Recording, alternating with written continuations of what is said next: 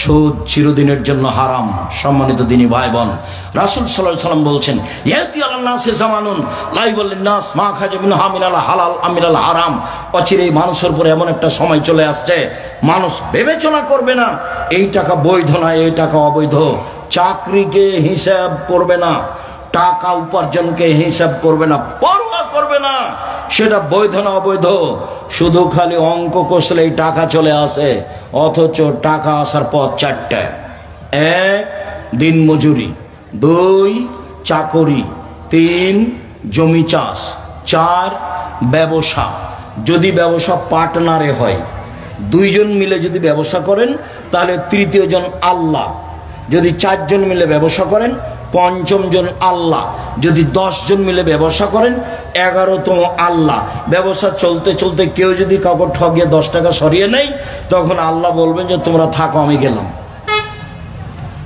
তখন মারামারি লেগে যাবে, মামলা হয়ে যাবে, বাস টাকা পয়সা শেষ। জি, কামের মধ্যে নেই। তখন আল্লাহ রাসূল আর একটা বললেন, ঠিক আছে একাই ব্যবসা করো। আত্তাজির আস-সাদুকাল আমিন, সত্যবাদী বিশ্বস্ত ব্যবসায়ী যারা, তারা বিচারের মাঠে নবীদের সাথে থাকবেন, তখন আর পার্টনারে নয়। একাই ব্যবসা করেন।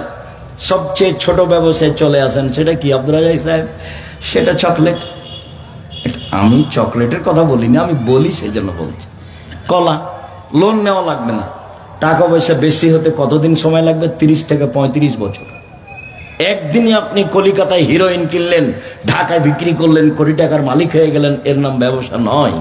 ভুল হিসাব, এর নাম ব্যবসা নয়। ব্যবসা রিক্সে চলে, ব্যবসা করে খেতে হবে, ছোট ঘর বড় হোক, এটা আপনি মাথায় শক্তভাবে নেন। আল্লাহ রাসূল বলছেন, শোনো, ব্যবসায় মিথ্যা কথা চলে আসে, কসম চলে আসে, ফাসুবহু বিসাদকা, মাঝে মধ্যে দান করে দাও। সম্মানিত দিনী ভাই বোন, ব্যবসা করলে নবীর সাথে থাকা যাবে। এইটা কেন? এটা কেন জানেন? ব্যবসা করলে অসহায় মানুষকে সহযোগিতা করা যায়। দিন মজুর তো সন্ধ্যায় টাকা শেষ হয়ে যায়, ফকিরকে কি দিবে? ও যে চাকরি করে তার 25 দিনে শেষ হয়েছে, ও ফকিরকে মা বলেছে, বেটা এ মাসে কিছু টাকা দিও বেটা, বাড়িতে খুব জরুরি। আচ্ছা ঠিক আছে মা, দেখি, পারলে চেষ্টা করব, দেখবো। তো 25 দিন টাকা শেষ হয়েছে, আরো ঝামেলা লেগে গেছে, তখন আরো আগে শেষ হয়ে গেছে। আম্মা তাহলে এ মাসে হলো না, দেখি চেষ্টা করবো। একদিনও দিতে পারলো না, বয়স শেষ। আর জমি চাষ তো কিছু করতে পারবে না, পুরোভাবে হিসাব করলে লস হবে, তাই না ভাইজান? খুব অক্ষরে অক্ষরে যদি জমি চাষ হিসাব করে তাহলে লসই হবে। তাহলে এখন টিকলো কি? ব্যবসা।